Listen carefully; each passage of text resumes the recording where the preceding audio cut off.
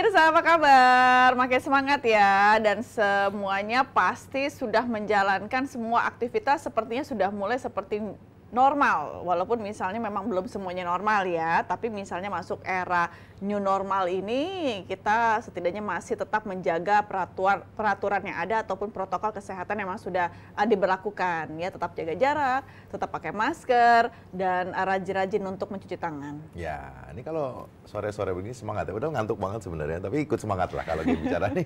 Ya sudah memberikan satu semangat untuk sore hari dengan kondisi mungkin Anda semua juga mulai ngantuk karena mungkin kerja baru 1 minggu ya. Ya. Ada yang sudah 1 minggu, ada yang bahkan sebenarnya tidak ada libur dari awal. Tidak ada libur. Tapi yang pasti dengan kondisi libur dari 12 Maret ya, kita kemarin di lockdown atau berada di rumah, WFH segala macam. Artinya dengan kondisi seperti ini baru memulai masuk kantor kembali kayaknya masih transisi lagi gitu ya. Ya, makanya kan ada bahasa bahwa ini adalah masa transisi kan, maksudnya masa transisi tapi memang sudah dicanangkan bahwa ini sudah masuk dalam tatanan hidup yang baru atau new normal. Nah, di mana semuanya memang akan pelan-pelan akan normal kembali pemirsa, walaupun misalnya kalau kita bicara di Kota Jakarta, ini memang mal-mal masih belum dibuka. Tapi beberapa restoran secara mandiri, yang mandiri ini sudah mulai buka, walaupun mungkin saja ini secara bergantian karena tidak boleh semua meja ini harus diisi. Nah, tetap ngikutin aturan ya. Ya. Kalau mall sih rencananya sih tanggal 18 Juni ya. Mundur lagi ya? Tadi lagi. Saya kira tanggal 15 loh. Mundur lagi 18 mungkin lama, sekaligus ya? Dengan diberlakukan kembali ganjil genap ya untuk area beberapa kendaraan roda 4. Berarti tinggal 1 minggu lagi saya merasakan untuk namanya tuh bebas dari yang namanya ganjil genap ya di Kota Jakarta ya. Harus hati-hati nanti ternyata kebablasan pada tanggal 18 main masuk aja yang bisa mobil ganjil. Mudah-mudahan tidak diperpanjang lagi. Artinya kalau kemarin Pak Anies sudah mengumumkan bahwa mungkin ini adalah masa transisi menuju new normal ya. Jadi warga DKI Jakarta mungkin kan kita bekerja di daerah Jakarta juga sudah harus siap-siap bahwa beberapa kesibukan-kesibukan sudah dimulai kembali, terutama mungkin mall, mudah-mudahan yang banyak dikangenin para ibu-ibu dan juga ganjil genap yang ditakutkan oleh bapak-bapak karena harus melintasin sehari libur sehari enggak. Tapi nanti kalau mallnya dibuka jangan langsung diserbu ya. Jangan ya. Mengawali sore hari ini pemirsa di acara Suara Parlemen, tentunya kami akan menghadirkan beberapa headline media online yang terbit hingga saat ini. Ataupun misalnya memang sudah Anda baca juga sebagian ya, tapi kami akan langsung bacakan kembali, kami masuk dalam headline surat kabar. Maksud kami headline media online.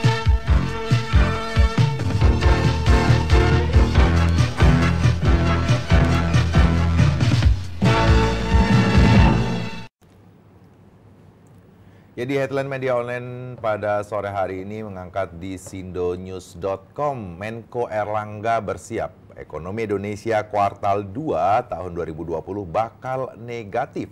Pemerintah memproyeksikan pertumbuhan ekonomi pada kuartal 2 tahun 2020 akan mengalami pertumbuhan negatif. Menteri Koordinator atau Menko Bidang Ekonomi Erlangga Hartarto mengatakan bahwa hal itu terjadi akibat wabah virus corona yang telah berdampak signifikan pada aktivitas ekonomi di dalam negeri. Dan pertumbuhan ekonomi kuartal 2 tahun 2020 akan masuk negatif. Kita harus jaga agar kuartal 3 dan 4 bisa start atau we can afford.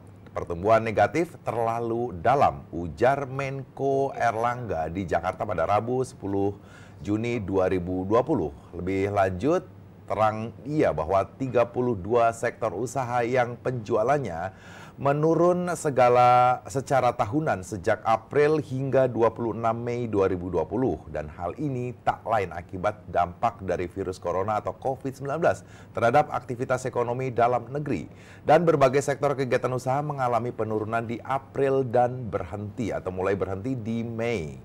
Dan sementara itu terkait penerapan new normal, Erlangga meminta agar masyarakat bisa beradaptasi dengan kebiasaan yang baru di mana protokol kesehatan seperti menjaga jarak, memakai masker hingga mencuci tangan harus dikedepankan. Pasti ada efeknya untuk masalah perekonomian Indonesia. Kalaupun misalnya pertumbuhan ekonomi Indonesia ini mengalami jadinya nanti negatif, ya ini dikarenakan memang kalau kita lihat pemirsa untuk masalah wabah ataupun masa pandemi COVID-19 ini kita tidak bisa prediksi sampai kapan.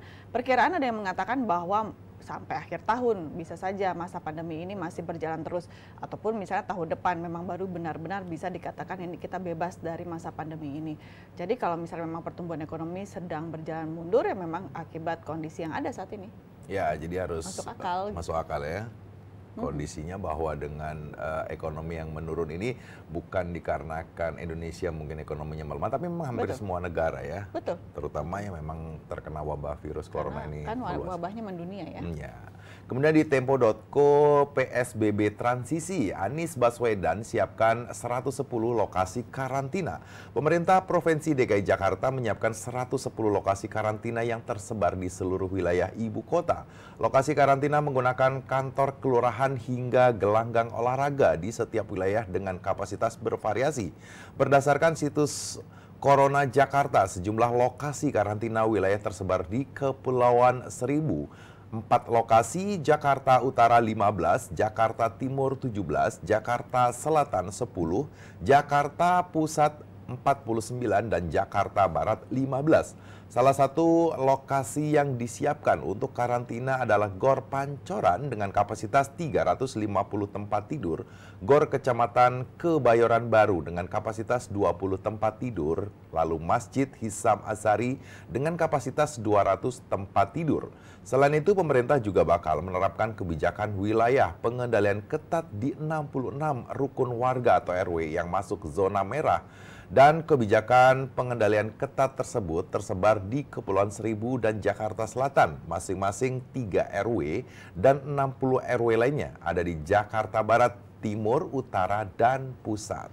Ya, kalau misalnya kita lihat juga memang sudah ada antisipasi dari pemerintah daerah DKI Jakarta untuk masalah ataupun di masa transisi ini, di masa transisi PSBB ini, dan memang sudah jumlah yang cukup banyak ya sudah dipersiapkan oleh Pak Gubernur, baik itu melihat titik-titik yang memang sangat strategis masih dijadikan zona merah dalam kondisi masa pandemi COVID-19 ini. Kalau kita lihat juga memang sudah ada di beberapa RW ini yang sudah mengantisipasi yang namanya untuk masalah karantina lokal terlebih dahulu sebelum memang new normal ini benar-benar diberlakukan secara 100%. Ya, kalau kita bicara berarti ada yang namanya kemarin di beberapa sosial media mengatakan bahwa ini sebenarnya PSBB lokal, artinya di DKI Jakarta beberapa wilayah atau daerah-daerah memang sudah menerapkan PSBB secara lokal di daerah tertentu ya. Betul. Ya, kemudian masih terkait dengan corona, di Detikcom pada sore hari ini mengangkat ojol dimakamkan tanpa protap COVID dan pengantar diperintahkan rapid test. Driver ojol berinisial DAW 39 tahun yang meninggal pada Minggu 7 Juni 2020 dan dimakamkan tanpa protap corona ternyata memiliki hasil positif dan ratusan ojol dan keluarga yang mengantar pun diminta untuk rapid test. Wakil Sekretaris Gugus Tugas Percepatan Penanganan COVID-19 Surabaya Irfan Widianto meminta kepada ratusan driver ojol yang turut mengantar untuk segera rapid test, dan kini tim gugus tugas tengah berkoordinasi dengan Dishub Surabaya untuk meminta data.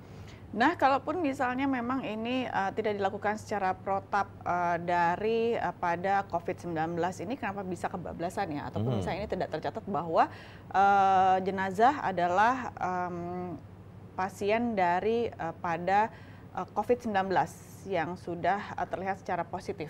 Tapi akhirnya ini tetap protap seperti tidak ada wabah tersebut ataupun misalnya penyakit yang diderita oleh almarhum tersebut, dan sampai saat ini semuanya yang mengantarkan harus di rapid test. Nah, ini memang salah satu bentuk juga di mana COVID ini juga bisa menyebar secara luas ya jika tidak dilakukan rapid test ataupun pemeriksaan secara masif misalnya, karena misalnya ada salah satu orang meninggal dan para pelayat ini memang diduga juga bisa terdampak atau PDP juga ya. Apalagi kalau kita lihat juga Surabaya masih sempat cukup tinggi ya. Masih sangat tinggi dan sempat menjadi zona hitam ya. Zona hitam di atas merah lagi. Di atas merah. Kondisinya luar biasa, harus diperketat lagi. Tapi malah justru PSBB di Surabaya sudah mulai dibuka kembali. Artinya mungkin pemerintah juga masih menginginkan untuk ekonominya maju juga ya. serba dilema atau memang ya, mulai serba ingin dilema. berjalan lagi. Tapi memang harus ada satu kebijakan yang diambil untuk kebaikan semua. Pemirsa, demikian tadi kami sudah hadirkan 3 informasi yang berkaitan dengan headline media online. Setelah ini kami akan hadir ke hadapan Anda tema yang akan kami angkat di sore hari ini. Jangan kemana-mana, masih bersama kami tentunya di Suara Parlemen.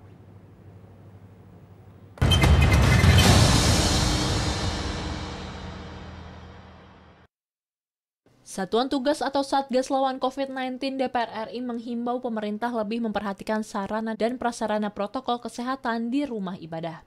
Ditemui saat Satgas lawan COVID-19 DPR RI menemui MPH-PGI di Geraha Oikomene, Jakarta, terkait penerapan new normal di rumah ibadah, Wakil Ketua DPR RI sekaligus Koordinator Satgas lawan COVID-19 DPR RI Sufmi Dasko Ahmad mengatakan, kunjungan ke PGI untuk membahas penormalan kembali rumah ibadah di tengah pandemi.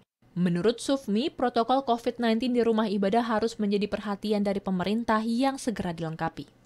Adalah Persatuan Gereja-Gereja Indonesia juga mensyaratkan di rumah-rumah ibadah di bawah PGI itu apabila kemudian nanti akan dinormalkan fungsinya, itu soal sarana prasarana protokol COVID-19 agar dapat mendapat perhatian dari pemerintah dalam melengkapinya.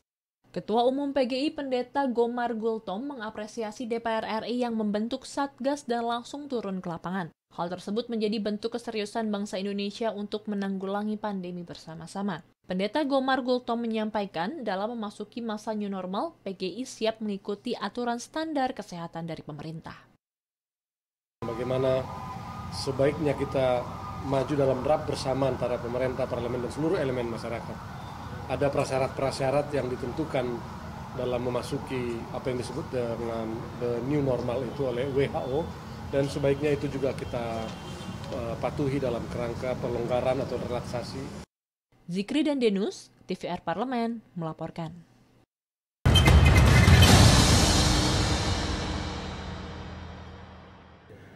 Ya, Anda masih bersama kami di Suara Parlemen. Kalau kita bicara masalah tapera, masih ingat nggak tapera yang kemarin di periode 2014-2019 sudah disahkan oleh DPR RI Undang-Undang Tabungan Perumahan Rakyat, masih ingat ya? Nah, masih ingat. Tapi apakah semua masyarakat Indonesia ini sudah paham sebenarnya kalau misalnya dikeluarkan tapera ini itu apa sih tabungan perumahan rakyat? Terus kenapa? Terus so what gitu maksudnya? Ya, kalau memang sudah disahkan oleh DPR RI bersama pemerintah. Tapi kan banyak masyarakat yang nggak tahu, mungkin banyak yang belum mengerti sebenarnya apa sih teknisnya tapera. Itu. Memang diterbitnya peraturan yang mewajibkan para pekerja menjadi peserta tabungan perumahan rakyat atau tapera mendapatkan respon beragam dari para pekerja. Sebagian menilai bahwa manfaat yang akan mereka terima belum jelas, tetapi program itu dinilai bisa membantu masyarakat untuk memiliki hunian dan tabungan hari tua. Dari berbagai respon terhadap kebijakan yang terbit pada masa pandemi COVID-19 tersebut, setidaknya terdapat satu persamaan yang dirasakan para pekerja, yakni bertambahnya iuran yang wajib dibayarkan. Tabungan perumahan rakyat atau tapera bakal membebani pegawai maupun sektor usaha, apalagi di tengah krisis akibat COVID-19 yang belum tentu pulih tahun depan. Penerapan 25 tahun 2025 di tahun 2020 ini justru menimbulkan kesan pemerintah berusaha mengumpulkan dana dari masyarakat. Seperti diketahui, iuran tapera berasal dari gaji pekerja baik PNS, TNI, Polri, BUMN, dan pegawai swasta akan dipotong 2,5%. Meski penerapannya bertahap, namun pada Januari 2021, ASN akan menjadi yang pertama dikenakan tambahan potongan iuran ini. PP 25 tahun 2020 ini memang sudah akan diberlakukan karena memang sudah disahkan dan memang ini sudah dibahas lama sejak periode sebelumnya ya pemirsa, dari tahun 2014 hingga tahun 2019. Dan kalaupun misalnya ini bisa jadi pro dan kontra ataupun misalnya juga bisa jadi banyak persepsi, apakah ini juga menjadi angin segar bagi para pekerja untuk bisa memiliki rumah dengan mudah. Tapi bagaimana secara teknisnya untuk masalah pengumpulan dana tersebut, apakah memang seluruh pekerja ataupun misalnya nantinya tahun 2021 akan dimulai terlebih dahulu oleh ASN yang akan dilakukan pemotongan iuran dari gaji dan kemudian akan dapat memiliki ataupun memiliki rumah. Akankah semua pekerja di Indonesia ini yang bisa memiliki hak tersebut? Ya, kalau kita lihat, saya juga masih banyak bertanya. Sebenarnya tapera secara teknisnya bagaimana kalau bicara masalah dipotong, terutama mulai di tahun 2021 adalah 2,5% dari gajinya. Mungkin sistemnya seperti BPJS Kesehatan atau BPJS Ketenagakerjaan ini belum tahu ya. Kalau misalnya di Jakarta ini seorang PNS bekerja di Jakarta ya, misalnya wilayah Jakarta harus mempunyai rumah. Saya nggak tahu di wilayah mana harus ada perumahan baru lagi, misalnya di Jakarta ya. Ya pastinya nggak di tengah kota sih. Kalau Ya, misalnya saya sih melihat seperti itu ya. Kalau misalnya di tengah kota, sepertinya space yang harus disediakan juga cukup besar. Ya, Dan mungkin di Kerawang atau di daerah Cikampek mungkin, tapi jauh sekali ya. Nah itu dia, berarti kan itu perlu juga waktu pada saat misalnya mau bekerja pagi-pagi ya, ataupun pada saat kita pulang kerja juga jadi semuanya rame-rame juga untuk pulang di waktu yang sama. Tapi sebenarnya teknisnya ini seperti apa? Karena memang informasinya juga harus jelas, seluruh masyarakat ini ataupun para pekerja ini tahu dan sosialisasi dari pemerintah ini juga harus jelas. Kalaupun misalnya memang nanti teknisnya 2,5% akan diambil terlebih dahulu dari iuran gaji para ASN di tahun 2021, berarti kamu duluan yang dipotong gajinya. Jadi potong lagi. Tapi nggak tahu ya, dengan konsep bahwa akan mendapatkan hak yang sama misalnya untuk pemotongan gaji, baik itu ASN, TNI, Polri, maupun bidang usaha-usaha lain seperti BPJS Kesehatan misalnya, tapi dengan konteks mendapatkan rumah yang mungkin hari ini kita lihat harga rumah terkecil saja harganya mungkin di atas 500 juta rupiah. Ini berarti luar biasa. Itu dia kriterianya ini yang bisa mendapatkan rumah, ataupun misalnya kan ini pasti kan tidak akan sekaligus, ini pasti akan bertahap. Nah, siapa dulu yang bisa mendapatkan kesempatan terlebih dahulu untuk bisa memiliki rumah? Nah, kriterianya ini yang harus lebih jelas. Pemirsa, Anda jangan kemana-mana karena kami akan bahasnya lebih lanjut, masih bersama kami tentunya di Suara Parlemen.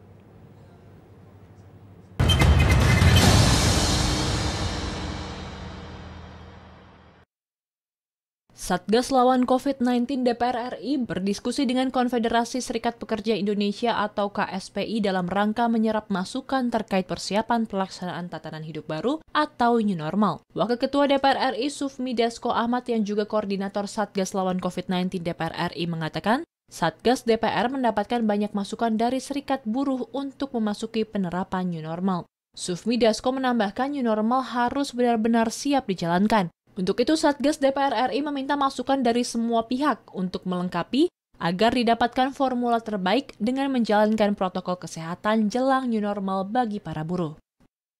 Penerapan tatanan hidup baru new normal itu harus benar siap. Jangan kemudian kita terapkan tapi sekedar seperti uji coba. Oleh karena itu kita meminta masukan dari semua pihak untuk melengkapi. Ketua Konfederasi Serikat Pekerja Indonesia atau KSPI Said Iqbal mengatakan, saat ini buruh masih belum mengerti mengenai rencana pemerintah dalam penerapan new normal. Said Iqbal menyatakan, pada intinya buruh sepakat agar perekonomian tetap harus terjaga. Karena kami berharap DPR melalui Bang Dasko tadi pimpinan DPR menyampaikan pada pemerintah, hati-hati menerapkan new normal. Karena istilah kita, masyarakat kita itu sekali dikasih kelonggaran, itu biasanya akan bertindak lebih. Tetapi kami setuju bahwa ekonomi tetap harus dijaga, tumbuh. Maka kami mengusulkan melalui DPR tadi dan teman-teman media, yaitu dibikin physical distancing terukur. Zikri Amin dan Yaserto Denus, TVR Parlemen, melaporkan.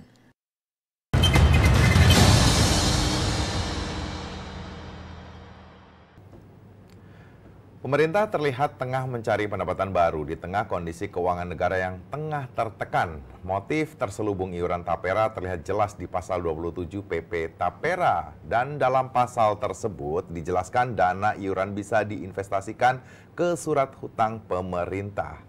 Berarti pekerja diminta secara tidak langsung. Iuran untuk beli SBN ini dilakukan karena pemerintah sedang mencari sumber pembiayaan baru di tengah pelebaran defisit anggaran. Kemudian ada kebijakan pemerintah dalam penyediaan sumber pendanaan penanggulangan dampak COVID-19 lewat penerbitan surat hutang negara atau SUN, seperti yang tertuang dalam pasal 2 ayat 1 huruf F Perpu nomor 1 tahun 2020 yang sudah menjadi undang-undang. Dan juga pada pasal 2 ayat 1 huruf E pada Perpu yang sama pada intinya mengatakan bahwa sumber-sumber dana abadi dapat digunakan untuk pendanaan atau stimulus pemulihan ekonomi usai pandemi COVID-19 dan pengelolaan program tabungan perumahan rakyat atau TAPERA harus dikelola secara transparan dan baik. Hal itu demi menumbuhkan kepercayaan masyarakat di tengah munculnya keraguan publik dari peluncuran TAPERA di saat pandemi virus corona atau COVID-19 yang masih berlangsung. Setujukah Anda kalau misalnya memang yang namanya program TAPERA ini ataupun tabungan perumahan rakyat ini adalah mengumpulkan ataupun misalnya mencari sumber dana baru di saat memang masa pandemi kali ini, atau memang ini merupakan sebuah angin besar untuk kita semua para pekerja di Indonesia agar bisa mendapatkan kesempatan memiliki rumah idaman seperti yang misalnya kita sudah pikirkan sejak awal gitu ya untuk memiliki rumah seperti apa. Tapi kalau misalnya memang nanti secara teknis ini bagaimana? Jangan-jangan misalnya saya bekerja di Jakarta tapi mendapatkan kesempatan memiliki misalnya di daerah yang sangat jauh dari tempat kerja. Nah, setidaknya sosialisasi memang dibutuhkan untuk bisa mengetahui secara jelas bagaimana peraturan ataupun misalnya undang-undang ini sudah diberlakukan, karena nanti masyarakat ataupun para pekerja bingung, kenapa ya kok pendapatan saya harus dipotong lagi yang sebenarnya saya tidak tahu apa-apa, ataupun misalnya juga sebenarnya ini diperuntukkan untuk apa. Jadi kembali lagi setidaknya memang kita harus banyak pengetahuan untuk misalnya mengetahui ya kenapa nanti kalau per tahun 2021 pendapatan kita akan bisa dipotong hingga 2,5% untuk misalnya masuk dalam kondisi TAPERA tersebut, tabungan perumahan rakyat tersebut. Ya, harus kita memberikan informasi lagi bahwa apa sih sebenarnya dari inti undang-undang TAPERA ini yang sudah mulai dikeluarkan PP-nya misalnya. Jadi masyarakat juga tidak bingung apa yang harus dilakukan, terutama misalnya mulai berlaku di tahun 2021 terutama oleh ASN ini akan mengawali dipotongnya iuran TAPERA sebesar 2,5% dari gaji misalnya. Ini peruntukannya untuk siapa, kapan, dan bahkan misalnya ada informasi bahwa jika umur 58 dan mereka belum atau sudah mendapatkan rumah, ini bisa menjadi seolah tabungan, bisa ditarik kembali uang tunai misalnya. Ya, jadi tabungan, pendapatannya tetap dipotong, tapi tidak mendapatkan rumah. Jadi bentuknya seperti tabungan. Nah, kadang-kadang kan ini jadi akan ada satu persepsi bahwa pro dan kontra ini akan terjadi kembali dikarenakan belum tentu semuanya setuju untuk bisa dipotong gajinya dan tidak mendapatkan rumah, tapi dianggap seperti tabungan ya, seperti itu ya. Setidaknya memang kesempatan awalnya tahun 2021 setidaknya ASN terlebih dahulu ya. Secara bertahap kita kan sama-sama merasakan yang namanya dipotong kembali pendapatannya hingga 2,5%, tapi akan ASN dulu yang akan menjadi uji coba di tahun awal diberlakukannya undang-undang tersebut. Kita lihat nanti pemirsa bagaimana nanti pemerintah juga bisa memberikan informasi yang jelas berupa sosialisasi kepada kita semua, bagaimana para pekerja ini bisa mendapatkan kesempatan memiliki rumah atau kita memiliki tabungan selama kita masih menjadi pekerja aktif. Demikian Suara Parlemen edisi pada sore hari ini. Saya Yusri Ayanti. Saya Medi Nugroho. Mengucapkan terima kasih atas perhatian Anda dan sampai jumpa.